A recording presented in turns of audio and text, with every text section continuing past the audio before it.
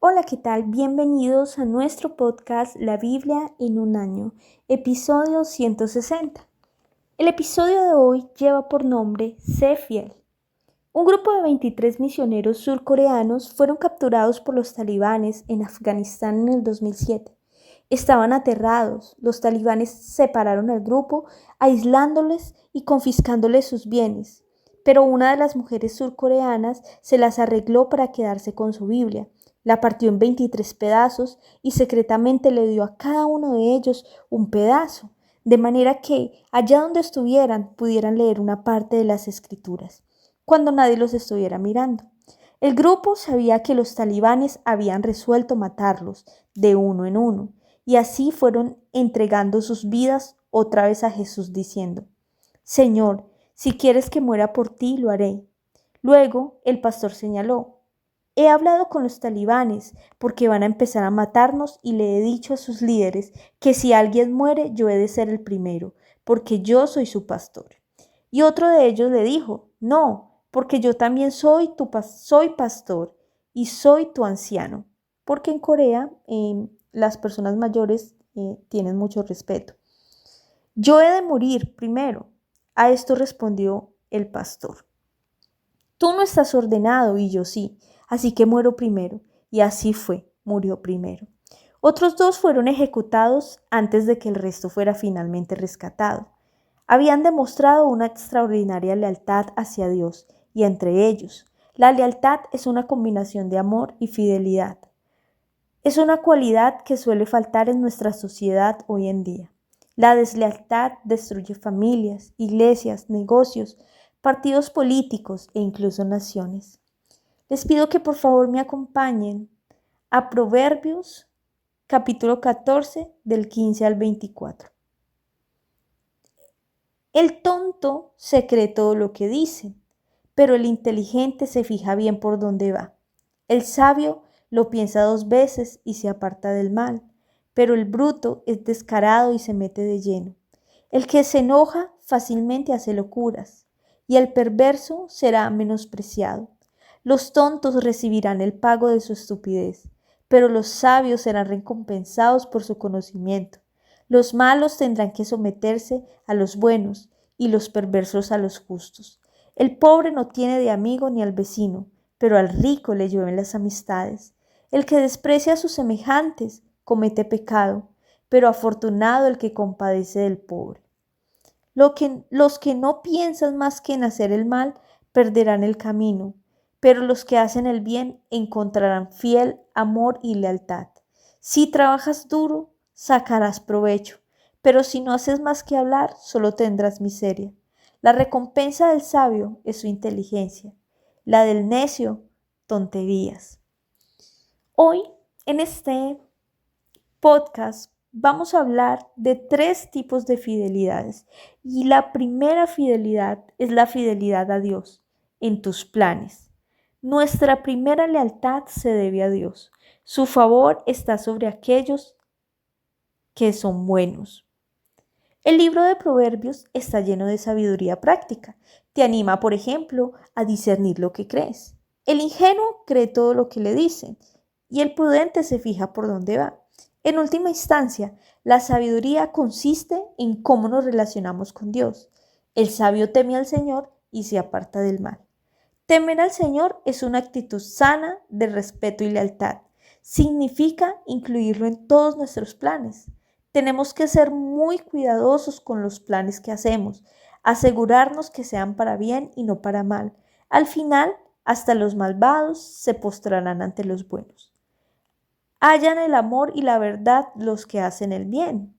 Las, la palabra encontrar se traduce a veces como mostrar, y ambas son verdad.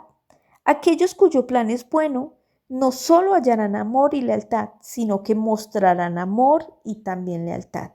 En el corazón de la lealtad se encuentra el mostrar amor y fidelidad. Esto se contrasta con aquellos que egoístamente traman el mal y se descarrían.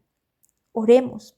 Señor, ayúdame a hacer planes sabios y fieles a ti, que como iglesia, que como una comunidad de gente leal a Dios, siempre planeemos lo que es bueno para que así podamos encontrar amor y fidelidad. Permite, Señor, que nos mantengamos fieles a ti, Señor, y que nuestros planes, Señor, te tengan en cuenta, te tengan presente, Señor, como el centro de todo. En el nombre de Jesús. Amén. Ahora, para continuar, vamos a ir a la palabra en Hechos capítulo 5, versículos del 12 al 42. Estamos leyendo la Biblia en la versión Palabra de Dios para Todos. El poder de Dios se manifestó entre la gente por medio de muchas señales milagrosas y maravillas hechas por los apóstoles. Todos ellos se reunían en el pórtico de Salomón. Los demás no se atrevían a juntarse con ellos. Sin embargo, todos hablaban muy bien de ellos. Cada vez eran añadidos al grupo gran cantidad de hombres y mujeres que creían en el Señor. Así que sacaban a los enfermos y los acostaban en camas o en camillas para que al menos la sombra de Pedro los cubriera mientras caminaba por la calle. Mucha gente de los pueblos cercanos a Jerusalén traía a sus enfermos y a los atormentados por espíritus malignos, y todos eran sanados. Vamos a continuar en el versículo 17. Dice: tratan de callar a los apóstoles. El sumo sacerdote y su círculo más cercano, el grupo de los saduceos, se llenaron de envidia, así que arrestaron a los apóstoles y los metieron en la cárcel. Pero en la noche un ángel del Señor abrió las puertas de la cárcel, los dejó salir y les dijo: vayan al área del templo y cuéntenle a la gente todo el mensaje de la nueva vida. Una vez oído esto, los apóstoles entraron al área del templo y al amanecer empezaron a enseñar. El sumo sacerdote y sus amigos llegaron y llamaron a los ancianos líderes de Israel para llevar a cabo una reunión del consejo. Después mandaron traer de la cárcel a los apóstoles, pero cuando los guardias llegaron a la cárcel no los encontraron. Entonces regresaron e informaron lo que había pasado. Encontramos la cárcel bien asegurada y los guardias a la entrada, pero cuando entramos la cárcel estaba vacía. Al oír esto, el capitán de los guardias del templo y los jefes de los sacerdotes quedaron confundidos y se preguntaron: ¿en qué terminará todo esto? Entonces alguien vino y les dijo: los hombres que ustedes metieron en la cárcel están en el área del templo enseñándole a la gente. Así que el capitán y sus hombres fueron y se los llevaron de vuelta. Los soldados no usaron la fuerza porque temían morir apedreados por el pueblo.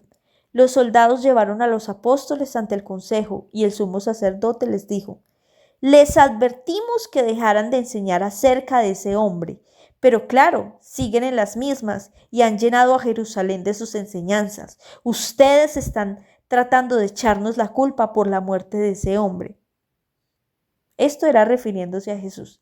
Pero Pedro y los otros apóstoles respondieron: nosotros tenemos que obedecer a Dios antes que a los seres humanos. El Dios de nuestros antepasados resucitó a Jesús, pero ustedes lo trataron como a un criminal, lo mataron con violencia colgándolo en un madero. Dios les dio el gran honor de sentarse a su derecha, porque ha decidido que Jesús sea nuestro líder para hacer cambiar la manera de pensar y de vivir de Israel y Salvador, para obtener el perdón de pecados. Nosotros somos testigos de estos, y también lo es el Espíritu Santo, que Dios ha dado a todos los que le obedecen. Al oír esto, se enfurecieron tanto que empezaron a planear cómo matar a los apóstoles. Y en la reunión estaba un fariseo llamado Gamaliel, maestro de la ley y respetado por todo el pueblo. Él se puso de pie y pidió que retiraran por un momento a los apóstoles de la reunión, diciendo: israelitas, tengan cuidado con lo que les van a hacer a estos hombres. Recuerden lo que pasó con Teudas. Él decía que era un hombre muy importante y reunió como 400 hombres. Sin embargo, a él lo mataron y todos los que lo seguían se dispersaron y no pasó nada. Después, un tal Judas vino de Galilea en la época del censo y él también reunió un buen número de seguidores. Con él sucedió exactamente lo mismo. Lo mataron y sus seguidores se dispersaron. En este caso, les aconsejo que se alejen de estos hombres y los dejen en paz. Si su plan es de parte de los hombres, fallará, pero si es de parte de Dios, ustedes no podrán detenerlos y resultarán peleando contra Dios. El consejo estuvo de acuerdo con Gamaliel, Así que llamaron a los apóstoles, los azotaron y les ordenaron que no siguieran hablando en el nombre de Jesús. Luego los dejaron ir, y los apóstoles se fueron de la reunión del consejo, contentos de tener el honor de sufrir por causa del nombre de Jesús. Diariamente en el área del templo y por las casas, los apóstoles continuaron enseñando y anunciando las buenas noticias de que Jesús es el Mesías. La segunda fidelidad, el segundo tipo de fidelidad del que vamos a hablar en este devocional es la fidelidad a Jesús con nuestras palabras. Al salir los apóstoles a predicar las buenas nuevas, realizaron muchas señales milagrosas y prodigios ante la gente, y seguía aumentando el número de los que confiaban en el Señor. Como resultado, la multitud sacaba a los enfermos, y todas las personas eran sanadas. Tristemente, su éxito llevó aparejados los celos de los líderes religiosos. Una vez más vemos cómo la envidia es una gran tentación para aquellos de nosotros que somos percibidos como religiosos. Por su envidia arrestaron a los apóstoles, metiéndoles en la cárcel. Pero Dios de nuevo hizo un milagro y envió al ángel del Señor para que abriera las puertas de la cárcel y los sacara. Llenos de ánimo, obedecieron este mandamiento. Vayan, preséntense en el templo y comuniquen al pueblo todo este mensaje de vida. Cuando fueron sorprendidos haciendo exactamente lo mismo por lo que los habían encarcelado originalmente, los volvieron a detener para presentarlos ante el consejo, es decir, el Sanedrín, para ser interrogados por el sumo sacerdote, quien les dijo: terminantemente les hemos prohibido enseñar en este nombre. Sin embargo, ustedes han llenado a Jerusalén con sus enseñanzas y se han propuesto echarnos la culpa a nosotros de la muerte de ese hombre. Pedro y los otros apóstoles fueron fieles a Dios y a su llamado, y respondieron: es necesario obedecer a Dios antes que a los hombres. Jesús declaró: denle al César lo que es del César y a Dios lo que es de Dios. Esto lo encontramos en Mateo 22:21. Al decir esto, definió los límites de la autoridad de los seres humanos y nuestra lealtad a ellos. Cuando entra en conflicto con la fidelidad a Dios, la preferencia es para Dios. Entonces siguieron predicando el Evangelio por su lealtad a Dios, incluso cuando los estaban juzgando. Aquel breve sermón de solo 3 versículos, Hechos del 5 al 30 al 32, es todo acerca de Jesús. Es asombroso que fueran capaces de abarcar tanto en unas palabras tan cortas. Predicaron sobre la cruz, la resurrección y la exaltación de Jesús. Proclamaron a Jesús como príncipe y salvador. El discurso incluye una descripción del camino para la salvación, arrepentimiento y perdón de los pecados. Además, incluyendo a toda la Trinidad, Dios, Padre, Hijo y Espíritu Santo. Este sermón produjo tal furia que, como los misioneros surcoreanos, tuvieron que enfrentarse a las amenazas de muerte. Pero en la providencia de Dios había un hombre sabio en el Sanedrín, un fariseo llamado Gamaliel, quien señaló a sus colegas, dando ejemplos de la historia reciente: en este caso les aconsejo que dejen a estos hombres en paz, suéltenlos. Si lo que se proponen y hacen es de origen humano, fracasará, pero si es de Dios, no podrán destruirlos y ustedes se encontrarán luchando contra Dios. Aunque sus palabras los persuadieron para liberarlos, los apóstoles fueron azotados y les ordenaron que no hablaran más en el nombre de Jesús. Una vez más, con una lealtad y una valentía extraordinaria a Dios y a su llamado, los apóstoles salieron del consejo, llenos de gozo por haber sido considerados dignos de sufrir afrentas por causa del nombre de Jesús. Y día tras día, en el templo y de casa en casa, no dejaban de enseñar y anunciar las buenas nuevas de que Jesús es el Mesías. Vamos a orar. Señor, oro para que seamos inspirados con el ejemplo de los apóstoles y de los misioneros surcoreanos que siguieron sus pasos, que nunca dejemos de enseñar y proclamar la buena noticia de que Jesús es el Mesías. Que nuestra fidelidad siempre esté contigo antes que querer agradar a los hombres, Señor. que nuestra prioridad seas tú. En el nombre de Jesús. Amén.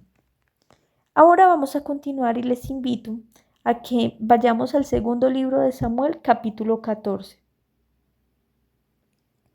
Joab, hijo de Sarvia, sabía que el rey David extrañaba mucho a Absalón. Por eso mandó a sus mensajeros a Tecoa para que trajeran a una mujer astuta. Joab le dijo a la mujer: por favor, finge estar muy triste y ponte solo unos trapos. Ve a ver al rey y dile lo que te voy a decir. Entonces Joab le dio a la mujer lo que habría de decir. Cuando la mujer de Tecoa fue a ver al rey, se postró rostro en tierra y le dijo: ayúdeme, su majestad. El rey David le dijo: ¿qué te pasa? La mujer le dijo: soy viuda y mi esposo ha muerto. Tenía 2 hijos, pero un día pelearon en el campo y no hubo quien pudiera detenerlos hasta que uno mató al otro. Ahora toda la familia está en contra mía y me dice que les entregue al asesino para matarlo y vengar así a su hermano. Mi hijo es lo último que me queda. Si lo matan, me quedaré sin nadie. Él es el único que queda vivo para heredar a su papá. Mi difunto esposo no tendrá descendencia y sus pertenencias pasarán a manos de otros. Entonces el rey le dijo a la mujer: regresa a tu casa, que yo me encargaré de este asunto. La mujer de Tecoa le dijo al rey: deje su majestad que la culpa caiga sobre mí, pues su majestad es inocente. Y el rey le dijo: si alguien te amenaza, tráemelo y no volverá a molestarte. La mujer le dijo: invoque su majestad el nombre del Señor, su Dios, para que no me molesten más y no deje que castiguen a mi hijo por la muerte de su hermano. Que no muera también este otro hijo.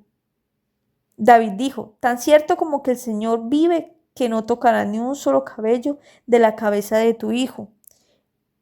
La mujer le dijo: permita a su majestad que esta sierva suya diga algo más. El rey le dijo: habla. Entonces la mujer le dijo: ¿por qué ha planeado su majestad todo esto contra el pueblo de Dios? Al decir esto, su majestad se declara culpable porque no deja regresar al hijo que desterró. Todos moriremos algún día, seremos como agua derramada por el suelo que nadie podrá volver a recoger.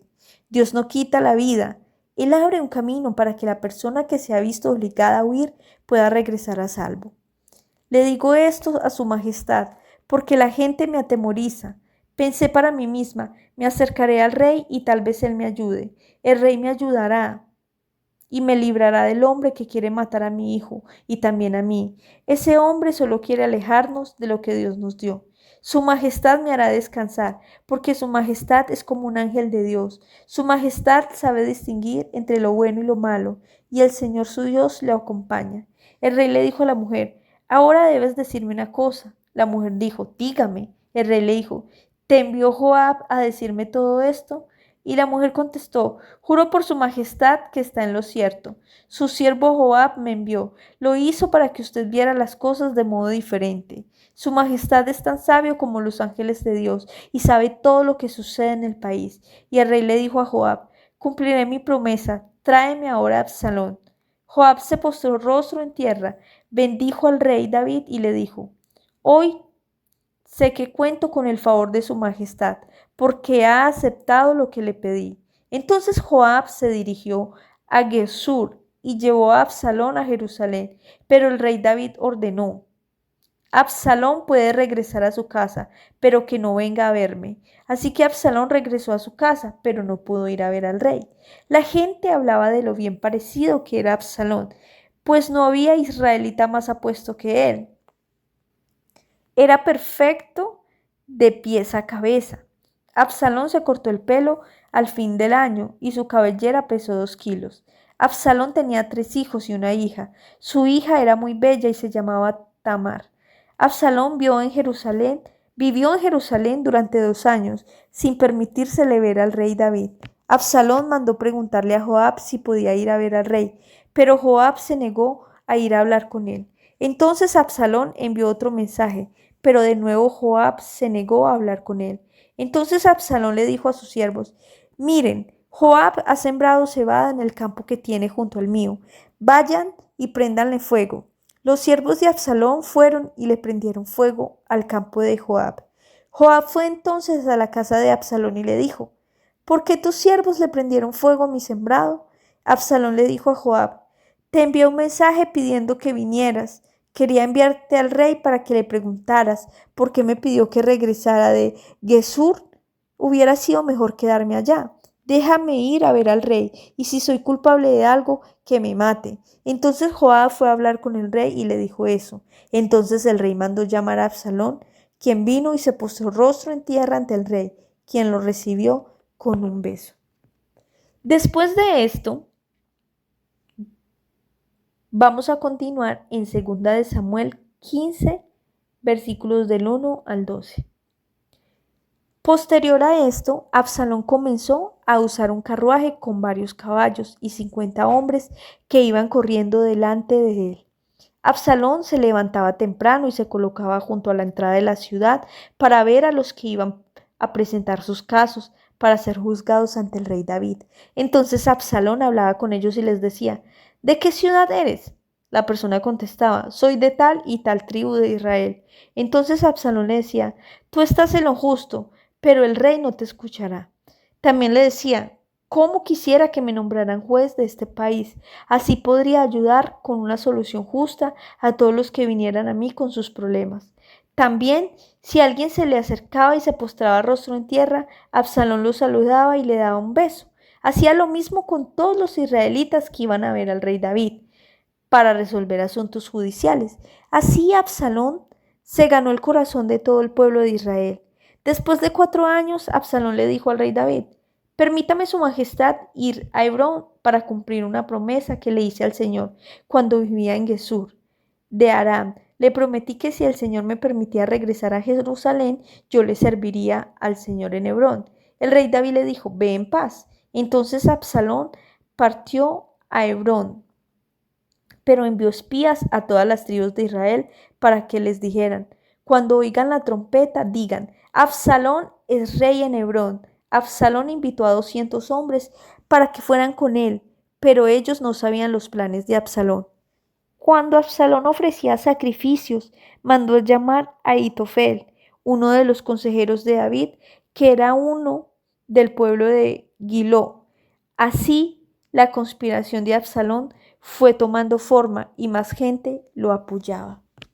La tercera fidelidad de la que vamos a hablar en este podcast es la fidelidad los unos con los otros en nuestros corazones. La lealtad es una característica muy atractiva en una persona, mientras que la deslealtad es desestabilizadora y traiciona la confianza. La deslealtad puede minar el liderazgo de una iglesia, un negocio o incluso una nación. En el caso de David, la deslealtad provino de su propio hijo. Tuvo que ser muy doloroso para él. David amaba a Absalón. El corazón del rey se inclinaba por Absalón. Dios habla a David por medio de una mujer sabia, Tecoa. Como resultado, David dice: haz que regrese el joven Absalón. Cuando regresaron, el rey recibió a Absalón con un beso. David le dio otra oportunidad de ser un hijo leal. Trágicamente, el amor y la lealtad de David para con Absalón no fue correspondido. Vemos aquí un poderoso ejemplo de cómo funciona la deslealtad. Siempre hay oportunidades para ser desleal, en cualquier situación, por ejemplo en el gobierno, el trabajo o la iglesia. Siempre habrá gente quejándose. Si eres una persona leal, ayudarás a lidiar con esas quejas e intentarás disiparlas. Se dice que la lealtad significa que yo estoy contigo, ya estés en lo cierto o así sea que te equivoques. Pero cuando te estés equivocando te lo diré para ayudarte a enmendarte. Absalón no pasó la prueba de lealtad. Le dijo a los que se quejaban: tu demanda es muy justa, pero no habrá quien te escuche de parte del rey. Enseguida añadió: ojalá me pusieran por juez en el país. Todo el que tuviera un pleito o una demanda vendría a mí y yo le haría justicia. Por supuesto, era una patraña, pero es fácil hacer promesas así. La persona desleal dice: si yo estuviera a cargo, todo sería mucho mejor. De esa manera, Absalón fue ganándose el cariño del pueblo. La deslealtad comienza en nuestros corazones y pensamientos. Lo mismo la lealtad. Guarda tu corazón y tus pensamientos y no permitas que te roben el corazón. Sin embargo, aquí encontramos cómo Absalón se convierte en la pieza clave en torno a la cual se organiza todo. La conspiración fue tomando fuerza y el número de los que seguían a Absalón crecía más y más. Aquellos que están descontentos con una situación siempre toman un punto de referencia en torno al cual organizarse. Buscan a alguien en el equipo de liderazgo, a quien sumar a su causa. Si todo el equipo de liderazgo permanece fiel, los descontentos fracasarán. Oremos. Señor, ayúdanos a mantenernos fieles a nuestros líderes, a los nacionales y a los gubernamentales, a los padres, a los líderes de la iglesia y a los jefes. Señor, guarda nuestros corazones. Manténnos leales siempre, amando y fieles a ti, así como fieles los unos con los otros. Amén. Vemos pues cómo nuestra fidelidad a Dios se refleja cuando lo incluimos en nuestros planes, cuando Él es el centro de nuestra vida y no nos movemos fuera de su voluntad. También somos fieles a través de nuestras palabras, predicando su nombre sin importar las circunstancias adversas ni la oposición, tal y como lo hicieron los apóstoles, porque no me avergüenzo del Evangelio, porque es poder de Dios. Y también demostramos lealtad, no solo al Señor, sino también el ser fieles los unos a los otros, con nuestros hermanos y con nuestras autoridades. Vemos en la historia de Absalón que es muy fácil caer en deslealtad. Es muy fácil caer en esta trampa, pero es difícil hacer siempre lo correcto y mantenernos en el camino del bien. Por lo tanto, necesitamos siempre estar enfocados y recordar que necesitamos ser fieles los unos con los otros, no prestarnos para quejas ni murmuraciones, sino que al contrario, contrarrestar todo esto y ser siempre fieles a nuestras autoridades y a las personas que nos rodean. En el nombre de Jesús. Ahora continuemos, porque la pastora Pipa añade: ser bello por fuera no te hace bello por dentro. Absalón tenía una apariencia exterior perfecta, pero lo que pasaba por dentro era muy diferente. La gente se pasa horas en el gimnasio, en la peluquería, maquillándose, vistiéndose y trabajando su apariencia externa. Lo que de verdad importa es lo que sucede en el interior. Todos tenemos que trabajar con más empeño en nuestra belleza interior. Amén. Trabajemos entonces en nuestra belleza interior. Trabajemos entonces en nuestro corazón para que los cambios sean desde afuera, desde adentro hacia afuera y no desde afuera hacia adentro. Bueno, hemos llegado al final de este podcast. Recuerden que el devocional fue escrito por el pastor Nicky Gamble de la iglesia HTB en Londres y los acompañó en la voz de este podcast Stephanie Osorio García. Hasta la próxima.